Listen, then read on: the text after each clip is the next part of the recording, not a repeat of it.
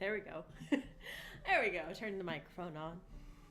Hello. I hope everyone's had a good day, or if not, thank goodness it is Wednesday night.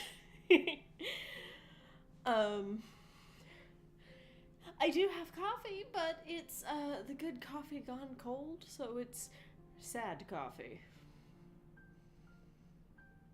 It should taste fine. It will just be sad coffee. um, so I mentioned last time that I would either be doing a whole new book or I would be doing a book that is so old it feels new.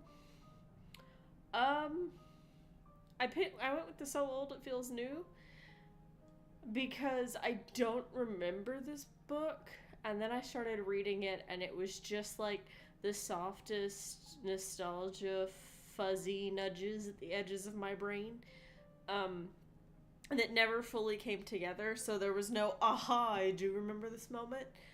I will say this book feels so much like everything that's come before it, and having read things that were published after this, it feels so much like so many of the things that came afterwards. It was kind of like reading a crystallized moment in time. And if you can't tell, we're talking about the Magickers. Yes, you can laugh at the name, and we will get into some of the funny parts about that. So let's get started. As per usual, this is meant to entertain and inform. I do not hold any of the rights to the works described, and I hope everyone enjoys. And nothing happened. Fantastic. Someday. The Magickers by Emily Drake. We will get into the interesting part of this in a second. I will say I could not get onto the author's website because my computer was like, this website is suspicious. So I piecemealed it together such that I could, but we'll talk about this in a second. It was originally published by Daw Books in 2001. It is the first book in the Magickers series. It is a quartet. And honestly, up until like the last 2 pages, it doesn't really feel like the first book in a series, and then it leaves just enough threads hanging and ties just enough off in knots that it's all comfortable. It's a very comfortable first book in the series in that there's no drastic cliffhangers. It's gonna sound weird, but it is a old kind of first book in a series. Like so many series now, they feel like it has to be a cliffhanger or you won't come back for book 2. This isn't that.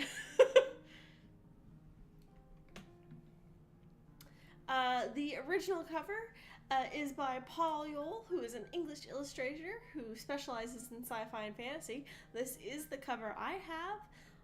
He has illustrated covers for the works of Isaac Asimov, Anne McCaffrey, George R. R. Martin, and Elizabeth Moon, as well as many, many others. I'm going to say it. I was flipping through some of his other works, and if you had told me based off of this cover that he both did covers for Anne McCaffrey and Elizabeth Moon, I would have laughed you off the planet. And then I saw which covers he did for Elizabeth Moon, and I look at this cover and I see nothing is the same. So if you don't like this cover, do not use this as a be-all or end-all of his works. His works are actually really, really pretty. I don't like his covers for this series. That being said, it doesn't really have that many alternate covers, so these are what you have. But this style is not... I don't like it as well for this series. But absolutely go check out... He has a very nice... he has a very nice website and a whole index, and he has a separate page for just his dragon illustrations, and it's a lot of fun. He's done a lot. So the author is Emily Drake, except that is one of many pen names. Uh, Her name was Rondianne Violet Solitz. Um, and she died in September this year. So, um, to a battle with cancer. I wish I could find out more. But part of my problem is if you look by Emily Drake, because it's a pen name, you can't find it. And then when I tried to look by her actual name, she has a website, but I think it hasn't been renewed. So it's considered insecure, and my computer threw a hissy fit, and I don't want to risk anything. So, what I've learned is she was a prolific writer, but she did write under a ton of pen names. The only things I've read by her are the Magickers quartet. And as I said earlier, it's been such a long time that these are kind of that weird, fuzzy nostalgia memory for me. I have fond memories of them, but also it's a little weird because I also have no memories of them.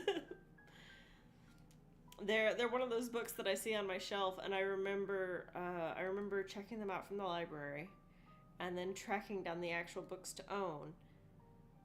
And I remember they were a pain to track down, but I don't remember reading them, if that makes sense.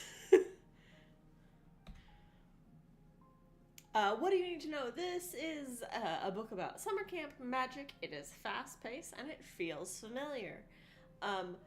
That may be my own nostalgia playing in, but I will try to explain it the best I can. Because this is a book that I read so long ago that I forgot everything about it, and as I was rereading it, none of it came like rushing back to me. It's a little strange.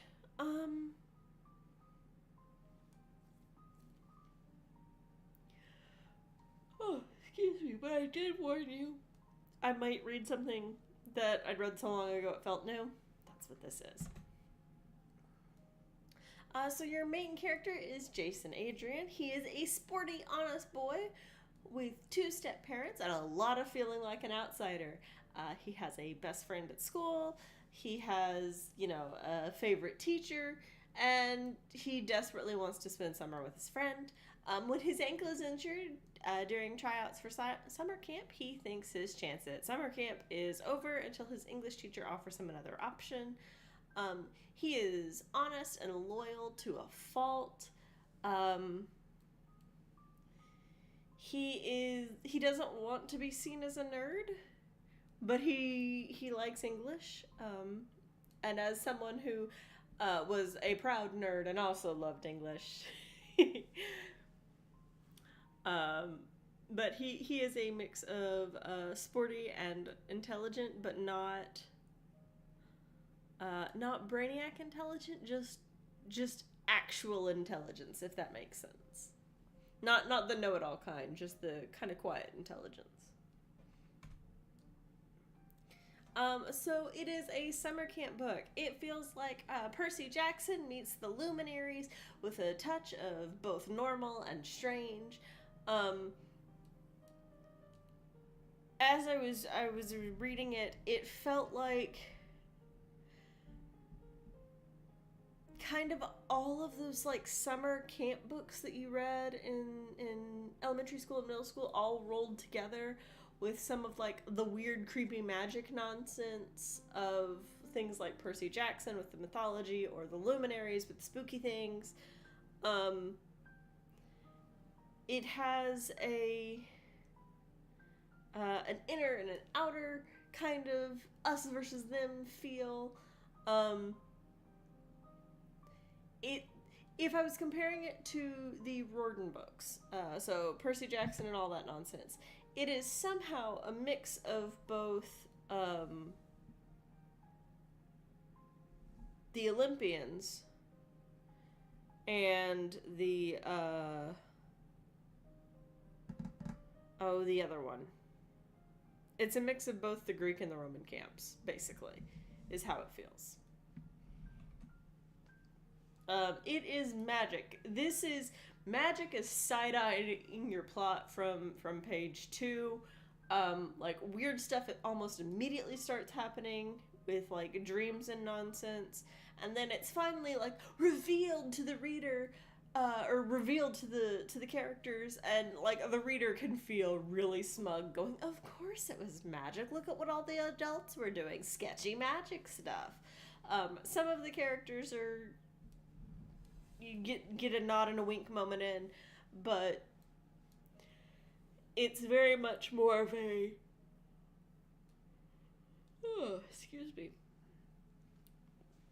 very much more of a, hey, you picked up a book called The Magickers. There's magic. Surprise! I will say, the first couple of chapters they're very like, oh, maybe that was magic, maybe it was just a dream. It's like, yeah, cool. When you name drop things like the Sword and the Stone and the Dragon Riders of Pern in chapter 1, I'm going to assume there's magic in here. It is fast-paced. This one moves fairly quickly at a nice steady clip. Things do slow down at times, but it's usually to lay threads that will be pulled on in more exciting ways later. There's throwaway scenes like baseball games, like learning how to canoe. There's doing arts and crafts. There's like getting settled in at your cabin. All these things are like your boring slow-paced stuff, but they're all used as echoes and reprisals later. There's callbacks. There's little twists that happen during them that make them not completely mundane. Oh, excuse me. There's one point that is so very Percy Jackson, going back to the learning how to canoe, where Jason is swimming and everyone's like, oh, he's like a fish, he's like a dolphin, and I'm like, I mean, no, but also he feels very Percy-coded at points, and so seeing the boy named Jason feeling a lot like Percy Jackson is kind of nice. The other thing is that he's not dumb, but he also doesn't want to stand out. It's one of the nicest things to read. He very much wants to fit in. And it feels familiar. So it starts in Southern California. It names things like the Dragon Riders of Pern and X-Men and Star Wars. It talks about CDs. It made me Google if Monopoly came out on the Game Boy, because at one point some characters were playing Monopoly on the Game Boy. It did, by the way. There are nods to so many stories that came before. Harry Potter, King Arthur, like Beverly Cleary books, things that came before it, and it looks like it laid a lot of groundwork for a lot of the teen, young adult, coming of age, camp, mythology stories that came after. It feels a lot like Percy could just slot right in. Jace from Cassandra Clare, if he was less of an edgelord and more of a camper, could fit in easily. There are a lot of characters and a lot of things that have come afterwards that feel comfortable with it.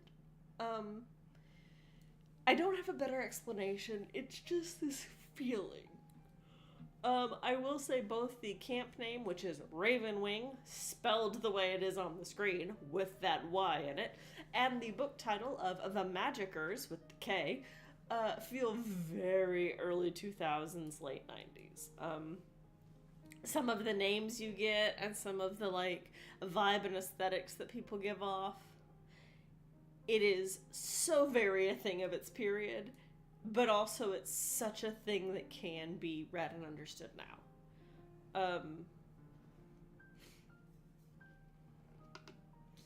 Like one of the comments fairly early on is that, oh, Camp Ravenwing has it's up in the mountains, so there's electricity, but and internet connection, but there's no cell phone towers. And it's like, as they're driving to camp at one point, Jason's like, I can see cell phone towers. It's like, what do you mean?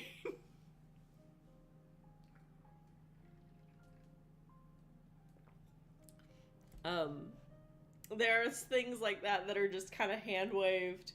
Um, but honestly, it isn't that far out from where we are today, where it would be like, oh, well, they're up in the mountains, so reception might not be the best. That is still a true thing. I do find it funny that when you read it, it's like, oh, their camp is in Northern California, and they're in Southern California, and they talk about, oh, where are we going? We're going nowhere fast, and clearly we're not going to Northern California. How weird is that? And it's just like, not that weird, actually. It is a otherworld, other wind feeling. Not completely, but you have things like places just slightly at a time and things like that.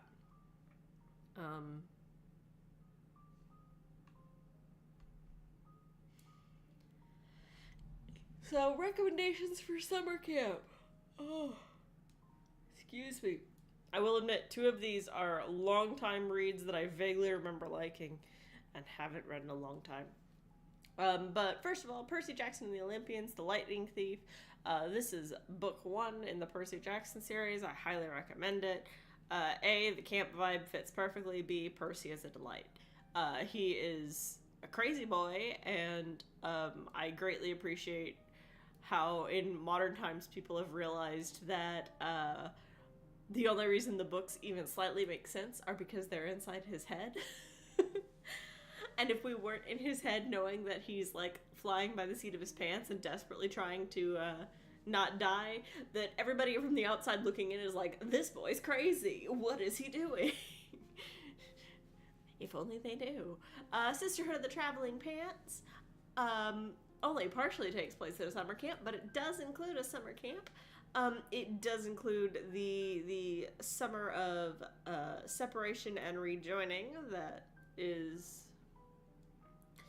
a fairly there and backing in things that the Magicker feels of. Runaway Ralph by Beverly Cleary is a older one and for a younger audience, and also How I Survived My Summer Vacation by Bruce Colville. These two I remember reading. And if it's like every other Bruce Colville book, I probably adored it. But I cannot remember exactly what they're about. It was very much I'm pretty sure these two were about camp. And that How I Survived My Summer Vacation either involved ghosts or zombies. I want to say it's part of the Magic Shop. Hang on, let me check and see if that's part of the Magic Shop series. Because I adore the Magic Shop series. Let's check. Let's see. Bruce Colville. Magic Shop novel series. Why does that say there's only 5? That can't be right. Is that all of the Magic Shop books? Oh, okay, so that's interesting. How I Survived My Summer Vacation is not one of his Magic Shop books. What? Okay, hang on a second.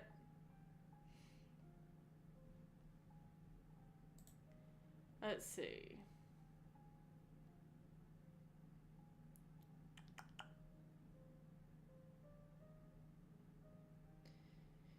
He wrote a ton.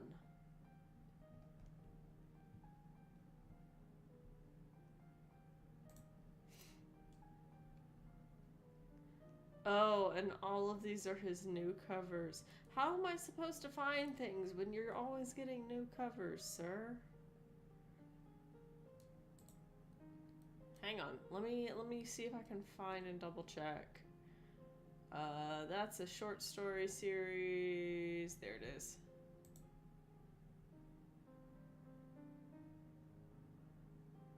Yeah.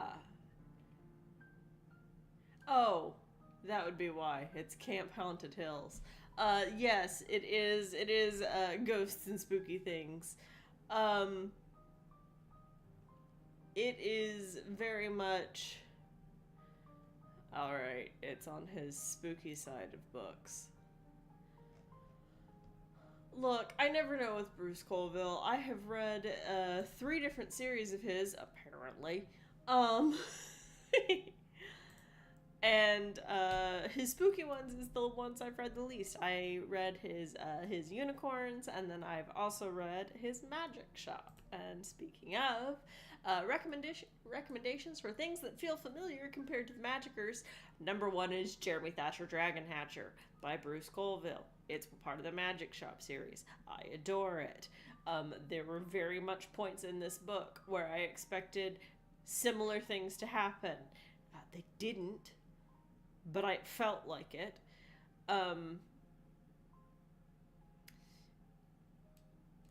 While Jason is good at writing and also soccer, Jeremy is an artist. That is his big claim to fame. And it involves dragons, as you can tell by the name. Literal dragons. That's, I would like to point that out. Literal dragons. Number 2 is The Luminaries by Susan Dennard. This is the one I read earlier this year. The one where they hunt monsters at night in the fog, and they're protecting the outside world from the spooky things, and there's like founts of magic. It's that one. So it feels similar to the Magickers, except the Dark in the Magickers feels more like the next one from the Grey King than it does like from the Luminaries. From the Luminaries, it is absolutely 100% a wild thing that has people that serve it. This feels more like it is people that have turned a thing dark. Which, speaking of, The Grey King by Susan Cooper is book 3? No. 4? Oversea and Understone, The Dark is Rising, Greenwich, and The Grey King. Book 4, I think. Of The Dark is Rising Chronicles. It is my favorite out of all of those. I adore it. It is, as I said, it is one where you have the outside forces of evil that are dark but feel naturally dark, but used in a way. It has a great poem.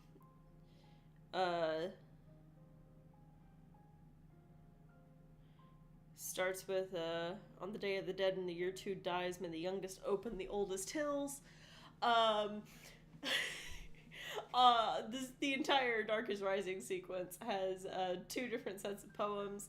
They're both very memorable, although my brain can only hold part of each of them, and likes to mix them together. I highly recommend this series. If you like kind of old Arthurian feeling magic, it has to do with an other world and time slips and kings that have sworn to return when the need is greatest, that kind of thing. And then The Ranger's Apprentice, The Ruins of Gorlin, by John Flanagan, is book 1. of the Ranger's Apprentice series, and is very much a coming of age, although it covers more time than the Magickers does. Both Will and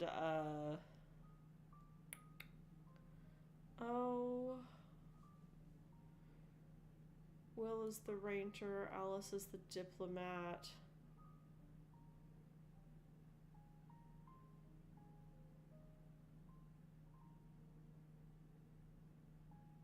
Ugh, I can't remember his name. Anyway, both of the boys in the Ranger's Apprentice very much feel like they would fit into the Magickers. I will say something interesting about the Magickers. Moving on from this, is that the adults are neither stupid nor malicious. It is an odd thing, and kind of one of those things that makes it feel more like, say, Percy Jackson, than something aimed at a younger audience. Because in Percy Jackson, the adults aren't dumb. Sally isn't dumb. Mr. Brenner isn't dumb. Dionysus is dumb, but he's also Dionysus. It's just that they're worrying about things the way an adult worries and not the way a kid worries. I will say there is a touch in this book of beings that are too old for the time they're in and therefore are concerned with holding on to what they have. In a way that a lot of people look at Tolkien's elves and assume that's what they're doing, even though they would like to just peacefully pass away to the west. Thank you very much. They don't need to cling to their old glories. This feels a lot more like clinging to the old glories. Oh, I am janky. Hang on, let's see if I can fix that.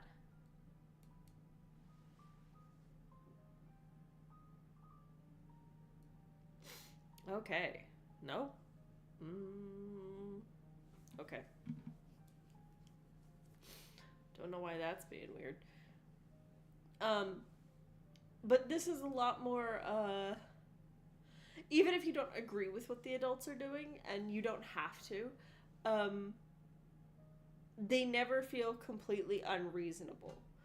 Even when they're doing things that you don't like, when they're doing things that Jason doesn't like, that Trent doesn't like, that Bailey doesn't like, they aren't... It doesn't feel like they're doing it for no reason. And surprisingly, they're pretty good at explaining themselves when backed into a corner. Yeah, you gotta back them into a corner because adults and kids. But they do explain themselves. Also, your main two camp counselors are a delightful pair. You have a very soft dulcimer goth girl, and then you have... how do I explain him?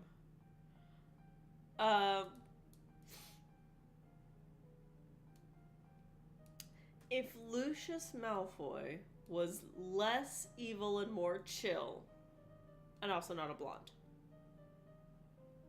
it would be that vibe.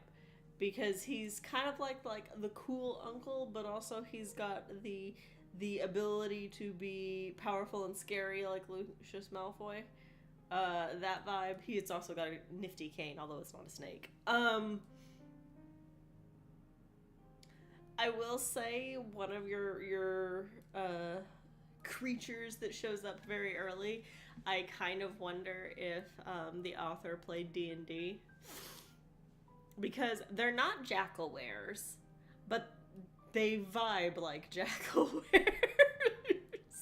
And for those of you who don't know, jackal-wares are D&D creatures that are actual jackals that can turn into people.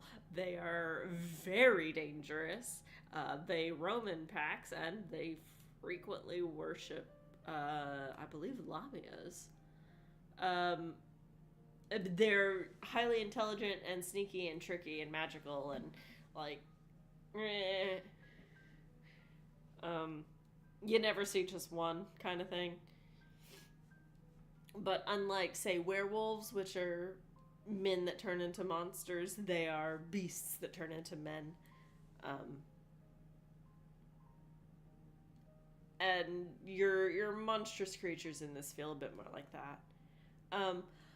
I will say, you see less of your traditional magical creatures. Like you do get ley lines and things like that, but you get mentions of things like phoenixes, but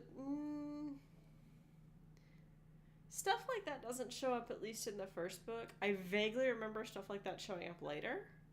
But this first one is very much more of a magic in the real world kind of book.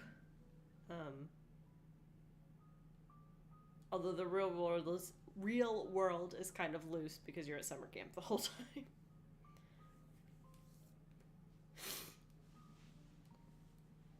But yeah, so that is the Magickers. I do recommend both the book and the series.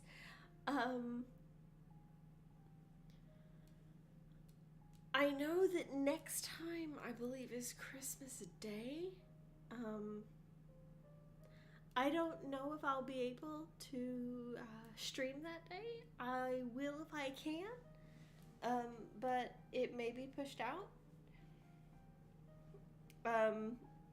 If I'm able to stream that day, it will be a new read. I'll just pull something from like one of my I haven't read you yet, one of my TBRs. So for something completely new and different, I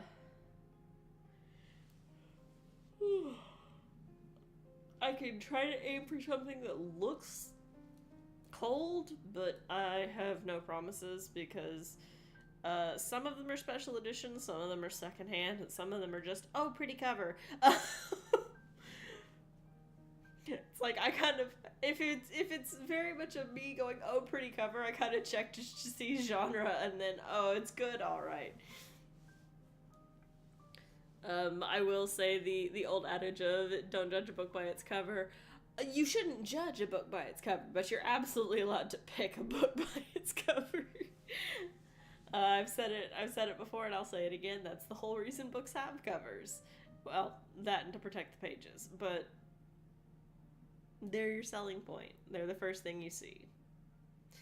So, I know that was kind of short. So, you'd think almost 400-page book, I could talk about it for longer, but I really don't want to spoil it.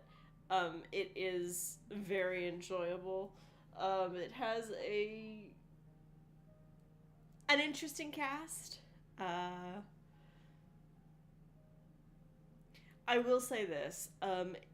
As far as the main cast goes, of adults, specifically of adults, any region and variant of magic, there is some kind of representation. Not of all of them, but of a lot of like your big landmarks. Think of a place where you would assume magic would be. Odds are there is a nod towards it.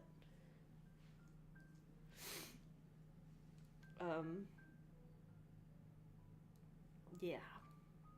I really enjoyed it.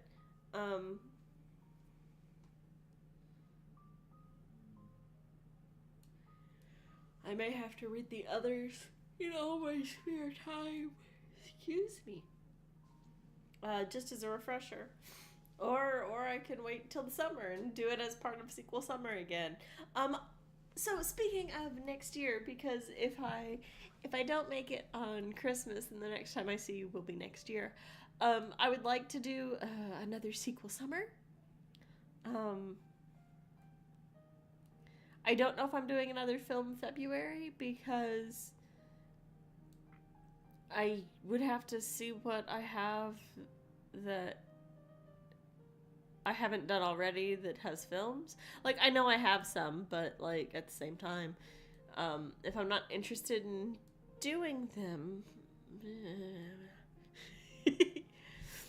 But for sure, I want to do another sequel summer. I may try to do something for my 2 year anniversary. So that would be in April. But we'll see. We'll see what happens. Yeah. So next time it will be something brand new, and it will either be on Christmas night or it will be in January. So I'll see you then.